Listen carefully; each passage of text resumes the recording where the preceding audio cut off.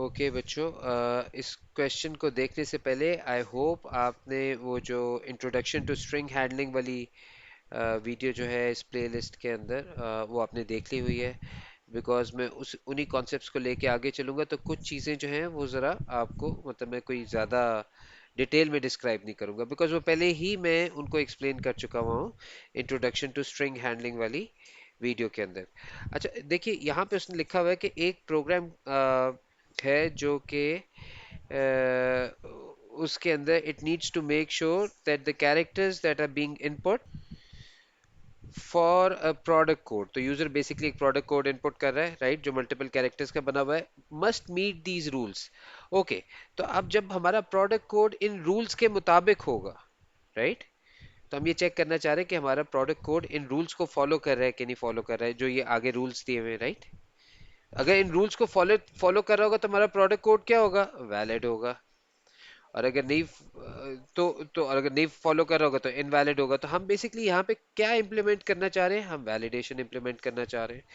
अच्छा, अब याद रखिए उसने यहाँ पे क्या बताया है। यहाँ पे वो कैरेक्टर्स की बात कर रहा है, राइट। और देखिए पहला रूल उसने क्या दिया हुआ है, product code must be 6 characters in length. अच्छा, जहाँ पे हम 6 कैरेक्टर्स की बात करें, मल्टीपल नंबर ऑफ कैरेक्टर्स की बात करें, तो ये कौन सी वैल्यू होती है, ये स्ट्रिंग वैल्यू होती है, ऐसी होता है ना। A string value is made up of multiple characters.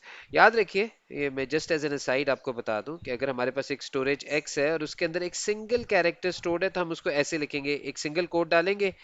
और अब हमारी स्टोरेज एक्स के अंदर कौन सी वैल्यू स्टोर्ड है, ए की वैल्यू स्टोर्ड है, एक सिंगल कैरेक्टर स्टोर्ड है और उसके अंदर हमने सिंगल कोड डाला है। और अगर हमारे पास एक स्टोरेज वाई है और उसके अंदर मल्टीपल कैरेक्टर स्टोर्ड है, तो मैं कोशिश करूंगा डबल कोट्स डालूं और हेलो, राइट, मल्टीपल कैरेक्टर्स आपको नजर आ रहे हैं। तो स्ट्रिंग वैल्यू मैंने डबल कोट्स के साथ रिप्रेजेंट की है। तो x जो हमारी स्टोरेज x थी, उसके अंदर किस किस्म की वैल्यू स्टोर थी, क्या डेटा टाइप थी, कैर। और ये जो हमारे पास ये y के अंदर किस किस्म की डेटा वैल्यू स्टोर्ड है, क्या डेटा टाइप है, स्ट्रिंग। तो y is a storage that is used to hold string values and x is a storage that is used to hold character values। बस ये थोड़ी सी आपको डिस्टिंक्शन बताने के लिए मैंने ये चीज लिखी है। और दूसरी बात यहाँ पे तो हमें समझ आ रही है ना, चूंकि 6 कैरेक्टर्स हैं, तो ये स्ट्रिंग वैल्यू की बात ही हो रही है, राइट। और अगर स्ट्रिंग वैल्यू है तो स्ट्रिंग वैल्यू के लिए हमारे पास मुख्तलिफ स्ट्रिंग हैंडलिंग फंक्शंस है, राइट, जो हम पढ़ चुके हुए हैं। एक लेंथ का फंक्शन हम पढ़ चुके हुए हैं जो हमें नंबर ऑफ कैरेक्टर्स काउंट करके देता है किसी भी एक स्ट्रिंग वैल्यू के अंदर या स्ट्रिंग जो है वेरिएबल के अंदर। इसी तरह हमारे पास एक यू केस का है, राइट। स्ट्रिंग हैंडलिंग फंक्शन वो किसी भी वैल्यू को या किसी भी स्टोरेज के अंदर पड़ी वैल्यू को अपर केस में कन्वर्ट कर देता है। एल केस का है हमारे पास एक स्ट्रिंग हैंडलिंग फंक्शन, वो किसी भी स्टोरेज के अंदर पड़ी वैल्यू को या एक्चुअल वैल्यू इटसेल्फ को लोअर केस के अंदर कन्वर्ट कर देता है। और फिर हमारे पास सब स्ट्रिंग होता है जो किसी भी एक बड़ी वैल्यू में से, बड़े एक स्ट्रिंग वैल्यू में से एक छोटी वैल्यू एक्सट्रैक्ट करके दे देता है, राइट। तो ये हम पढ़ चुके हुए हैं हमारी पहली वीडियो के अंदर। अब हम अपने रूल्स देख लेते हैं और इन रूल्स को इंप्लीमेंट करने की कोशिश करते हैं कि product code must be 6 characters long. एक चेक तो हमें ये करना है, first 2 characters in the product code must be PD. और याद रखिएगा ये अपर केस पीडी है, ओके। अपर केस पीडी में और लोअर केस पीडी में फर्क होता है, अगर आपको याद होगा। हमने वो ये टेक्स्ट वैल्यूज है, कैरेक्टर है, राइट। और हमने पढ़ा हुआ है चैप्टर 1 के अंदर एस की कोड होता था, राइट। और हमें याद है कि अपर केस में और लोअर केस में फर्क होता है, right. For example capital A का एस की कोड क्या था, कैपिटल ए को एक न्यूमेरिक वैल्यू 65 की मिली हुई थी, और लोअर केस का एस की कोड क्या था, 97 था आई बिलीव, राइट। तो दोनों के अंदर फर्क है। जब हम एज ए कैरेक्टर ट्रीट करते हैं तो कैपिटल ए और स्मॉल ए को हम डिफरेंट तरीके से देख रहे होते हैं। कैपिटल ए का एस की कोड क्या है, 65, और स्मॉल ए का एस की कोड क्या है, लोअर केस ए का 97, राइट। सो मेक श्योर कि आपने ये इंश्योर करना है जब आप चेक कर रहे हो कि ये अपर केस पीडी ही आप लिखें, right. First 2 characters must B PD, upper case है ये दोनों। And the last 4 characters must be in the range 1000 to 900 and 9999, right. तो टेक्निकली हमारा एक अगर मैं ये जो आपको डिस्क्रिप्शन नजर आ रही है इसकी बेस पे हमारा वैलिड पासवर्ड कैसा होगा, वैलिड प्रोडक्ट कोड कैसा होगा, जो पीडी से शुरू हो रहा होगा और उसके बाद उसके अंदर कोई वैल्यू होगी जो इस तरह की होगी, राइट, बिटवीन 1000 एंड 9999, राइट। और फर्स्ट टू क्या होंगे, पीडी होगा, राइट, और ये स्ट्रिंग वैल्यू है, राइट। और एक और इसके बाद ये लास्ट फोर जो होंगे ये हमारे, ये इस तरह की वैल्यू होगी जो कि डिजिट्स की मदद से बनी होगी, होगी ये भी स्ट्रिंग वैल्यू ही, पर डिजिट्स की मदद से बनी है, राइट। अच्छा, अब ये टोटल कितने कैरेक्टर्स बन रहे हैं, ये टोटल 6 कैरेक्टर्स बन रहे हैं, राइट। ऐसी बात होगी, टोटल 6 कैरेक्टर्स बन रहे हैं। और इनमें पोजीशनिंग कैसे होती है, अगर आप पहली वीडियो देख चुके हैं तो ये पोजीशन 1 होती है, position 2, 3, position 4, position 5, position 6। Starting alphabet की पोजीशन क्या होती है, हमेशा पोजीशन 1 होती है, राइट। तो अब चले, हमने कोड को तो अच्छी तरह समझ लिया है कि हमारा प्रोडक्ट कोड कैसा होगा, प्रोडक्ट कोड को अच्छी तरह समझ लिया है, राइट। और एक ओवरव्यू भी ले लिया है कि कौन कौन से हमारे पास हमारे पास स्ट्रिंग हैंडलिंग फंक्शंस अवेलेबल होते हैं, इन्हीं की मदद से हम कुछ कर सकते हैं। तो अब इसको इम्प्लीमेंट करने की कोशिश करते हैं। देखिए, मैंने ये पूरा कोड जो है एक साथ लिख दिया हुआ है, बस हम इसको डिस्कस कर लेते हैं। देखिए, सबसे पहले तो हमने एक रिपीट अंटिल लूप लगाई है, जैसे आमतौर पे हम वैलिडेशन चेक्स के अंदर लगाते हैं।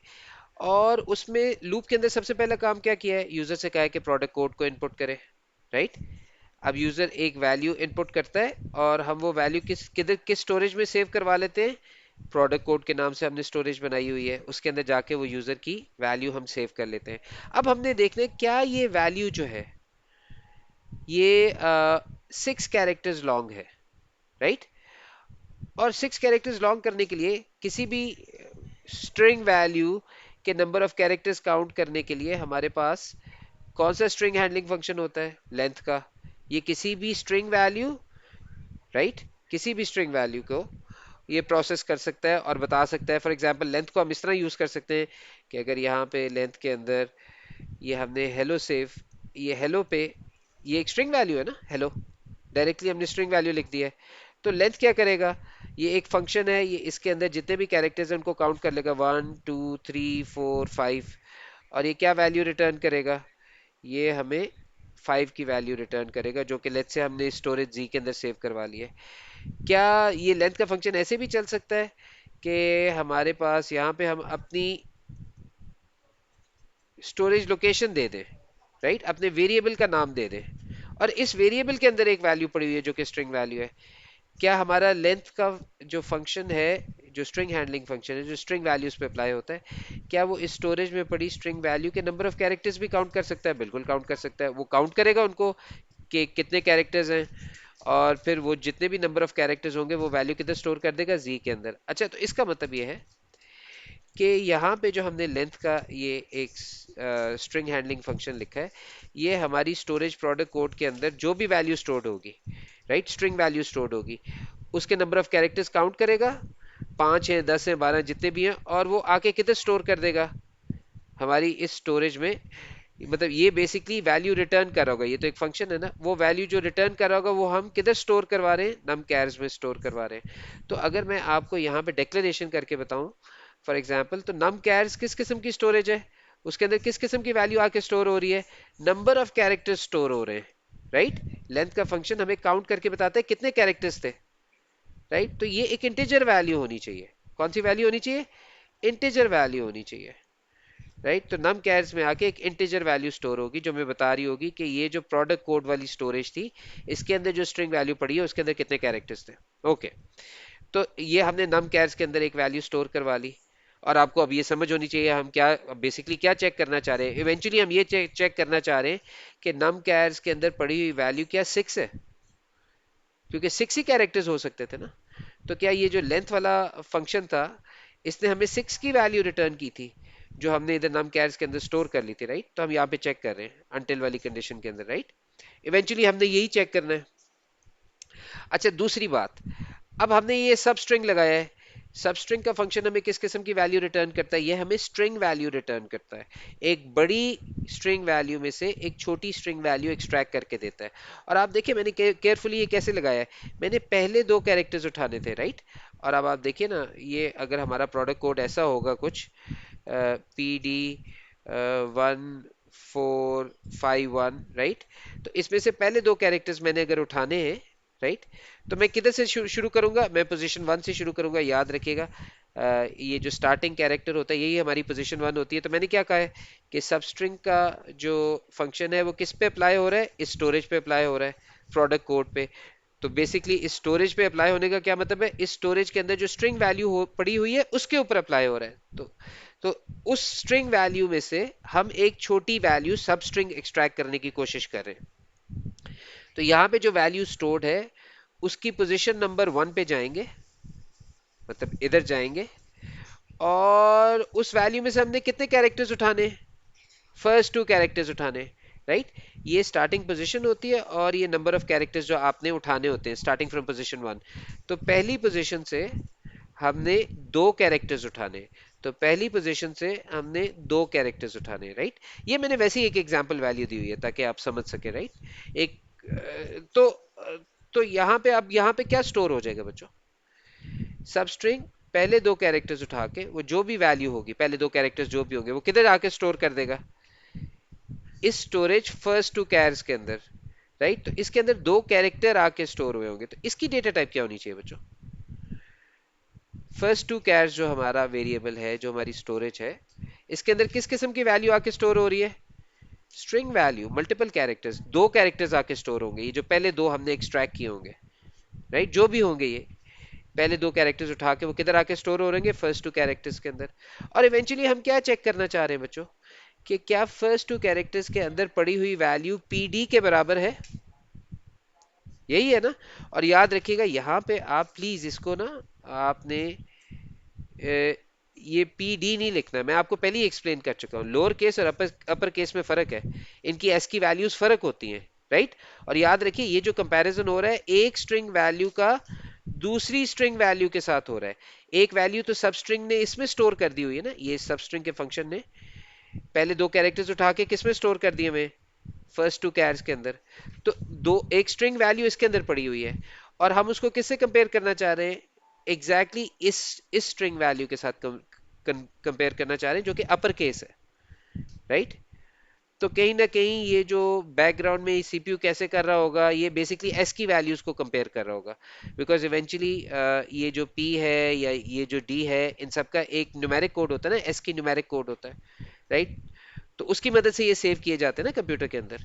पी को उस एस की कोड से रिप्रेजेंट किया जाता है, कैपिटल डी को उसके एस की कोड से रिप्रेजेंट किया जाता है। तो इन दो वैल्यूज का कंपैरिजन किसके साथ हो रहा होगा? जो वैल्यू इधर स्टोर्ड है, राइट। और इस तरह किसी ना किसी तरह ये कंपैरिजन हो रहा होगा। तो क्या हमारी स्टोरेज फर्स्ट टू कैरेक्टर्स के अंदर अ, यही दो कैरेक्टर्स पड़े, राइट। तो ये हमारा दूसरा रूल वैलिडेट हो रहा है हमारे पास, राइट। आपको याद होगा ये हमारे पास यहाँ पे मल्टीपल रूल्स गिवन थे और ये हमारा दूसरा रूल जो है, ये जो हमारा दूसरा रूल है ये, राइट, इसको हम वैलिडेट कर रहे हैं कि first two characters must be PD। अच्छा, अब हम लास्ट फोर कैरेक्टर्स की तरफ देखते हैं बच्चों। ये जो लास्ट फोर कैरेक्टर्स है ये 1000 से लेके 999 तक, 9999 तक है। 9999 तक है, सॉरी मैं इसको सही नहीं पढ़ रहा था। तो चले चल के देखते हैं कि हमारा ये जो लास्ट वाली वैलिडेशन है, लास्ट फोर कैरेक्टर्स जो हमने चेक करने हैं, ये इस रेंज में है कि नहीं है, ये कैसे चेक करेंगे? बिकॉज ये तो नॉन न्यूमेरिक है, ये कैरेक्टर्स हैं। और आपको पता होना चाहिए इनके भी एस की कोड्स होते हैं, राइट। बिकॉज एस की टेबल के अंदर ये डिजिट्स भी होते हैं। और जहां तक मुझे याद है जीरो का एस की कोड 48 होता है, और इवेंचुअली चलते जाएं तो मेरे ख्याल 9 का एस की कोड क्या होता है? 57 होता है, राइट। 1 का 49 होगा, राइट। सीक्वेंस में ही चलते होते हैं ना। 2 का 50 होगा, eventually all the way till 9 which is 57 I believe, right. तो ये एस की कोड्स होते हैं। अब सबसे पहले मैंने क्या किया है, मैंने सबस्ट्रिंग का फंक्शन लगाया है, राइट, वही अपनी स्टोरेज प्रोडक्ट कोड में, राइट। और इसके अंदर हम कौन सी पोजीशन पे गए? पोजीशन नंबर 3 पे, राइट। तो यहां से पोजीशन नंबर 3 क्या बन रही है? ये पोजीशन 1 है, पोजीशन 2 है और ये पोजीशन 3 है। मतलब हमारी पोजीशन 3 क्या बन रही है? ये वाला कैरेक्टर, राइट। और इस कैरेक्टर पे पहुंच के आगे हमने कितने कैरेक्टर्स उठाने, 4 कैरेक्टर्स उठाने। तो पोजीशन 3 से 1 2 3 और 4, आखिरी 4 कैरेक्टर्स हमने उठाए और किधर स्टोर कर दिए, इस स्टोरेज के अंदर, जिसका नाम क्या है, लास्ट 4 कैरेक्टर्स। तो आपको ये बात समझ आ गई कि ये जो लास्ट 4 कैरेक्टर्स की हमारी स्टोरेज है, इसके अंदर भी एक स्ट्रिंग वैल्यू आके स्टोर हो रही है, राइट। और वो हमने बेसिकली कौन सी किया है, ये जो आखिरी 4 कैरेक्टर्स उठाए थे, ये चारों के चारों हमने किधर स्टोर कर दिए, इस स्टोरेज लास्ट 4 कैरेक्टर्स के अंदर। ऑल्दो देखने में आपको ये डिजिट्स लग रहे हैं, पर ये है तो स्ट्रिंग वैल्यूज ही ना, कैरेक्टर्स के तौर पे स्टोर्ड है। ये एक टेक्स्ट फाइल है, या ये एक प्रोडक्ट कोड के अंदर एक स्ट्रिंग वैल्यू इनपुट हुई थी, राइट। तो ये उस string value, complete string value का हिस्सा है ये लास्ट 4 डिजिट्स, राइट। तो 1451 फॉर एग्जाम्पल जो है, आगे किधर स्टोर हो गए, ये हमारी स्टोरेज लास्ट 4 कैरेक्टर्स के अंदर। तो लास्ट 4 कैरेक्टर्स की जो स्टोरेज है, उसके अंदर भी एक स्ट्रिंग वैल्यू जो है वो आके सेव हो रही है। तो इसका मतलब अगर मैं डिक्लेयर करूं, तो इसको भी मैं ऐसे ही डिक्लेयर करूंगा ना, कि ये भी एक ऐसी स्टोरेज है जिसके अंदर किस किस्म की वैल्यू स्टोर होंगी, आके स्ट्रिंग वैल्यू स्टोर होंगी। ओके, गुड हो गया। अब देखिए यहाँ पे, जब वो वैल्यू स्टोर होगी है, तो अब हम कर क्या रहे हैं बच्चों, आपका जो अपना रिफ्लेक्स होगा, जो आपकी इंस्टिंक्ट होगी, फर्स्ट इंस्टिंक्ट होगी, वो ये होगी कि